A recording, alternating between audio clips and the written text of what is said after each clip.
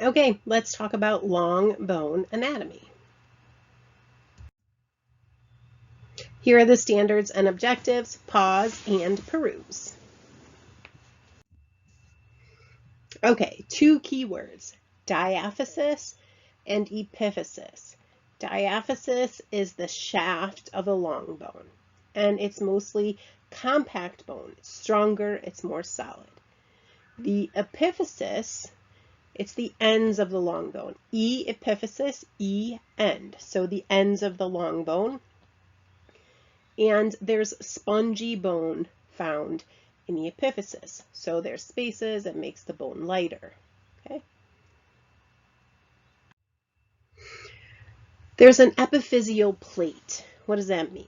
Well, epiphyseal, that's how you pronounce it. It's the growth plate. It's a thin plate of cartilage between the diaphysis and the epiphysis. So you have epiphysis, then you have an epiphyseal plate, then you have the diaphysis, then you have another epiphyseal plate, then you have the epiphysis. Okay, so it's between the diaphysis and the epiphysis on both ends. It's a thin plate of cartilage. It's left from, and when we talk about ossification, you'll see, but when long bones ossify in the fetus and then later as an infant and child is developing, it develops, it ossifies first in the middle of the diaphysis and then the ends, and they kind of like move toward each other.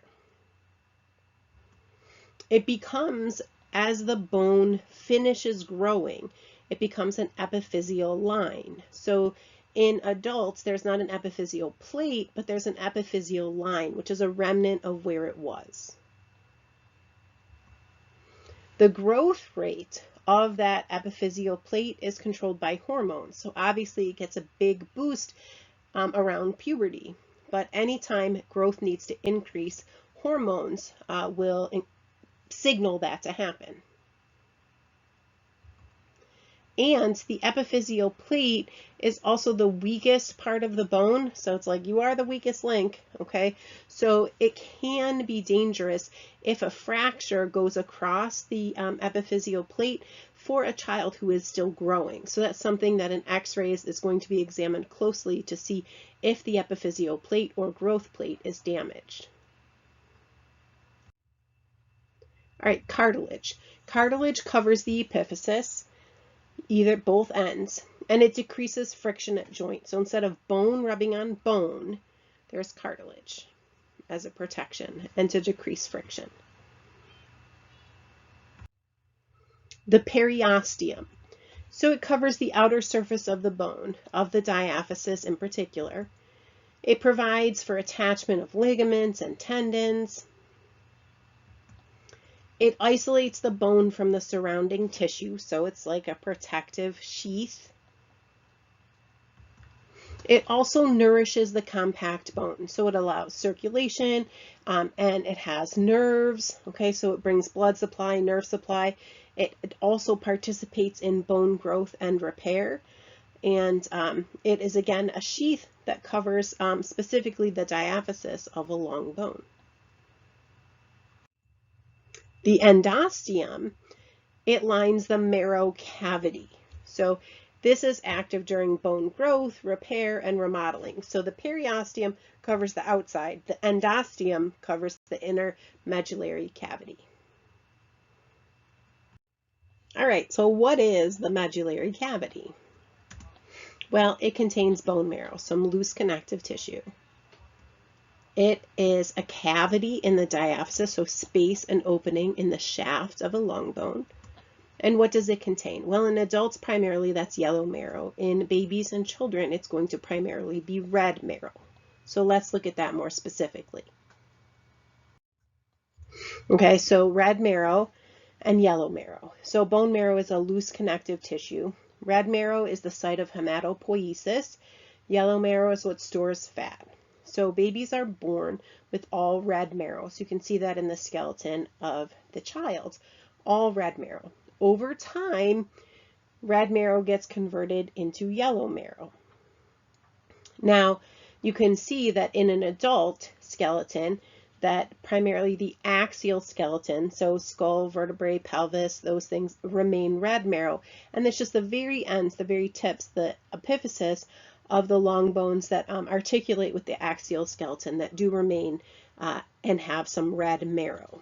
But interesting thing is this, during a time of extreme blood loss, some of that yellow marrow can get temporarily converted back to red marrow, and then once the blood loss is resolved, would go back to yellow marrow. Now in babies and children, they have more red marrow because they're growing at increased rates and need to be producing more blood. Okay, so what type of bone is located at E? So find E, and what kind of bone would we find there? Well, that would be spongy bone. That's at the epiphysis. So what is part A? The epiphysis, the end of the long bone. What is part J? Well, that's the epiphyseal plate or growth plate, which becomes converted into the epiphyseal line after growth of that particular bone has stopped. What is part C? Well, that is cartilage. It covers the ends of the long bones. It covers the epiphysis. What is part B? That's the diaphysis, the shaft of the long bone. What is part D? That's the periosteum, the protective sheath that covers the diaphysis. What is part H? That's the endosteum. That is what covers or lines the medullary cavity. What is part G? Well, that is the medullary cavity. And there you have it. That's the anatomy of a long bone. And I hope that today you learned something new.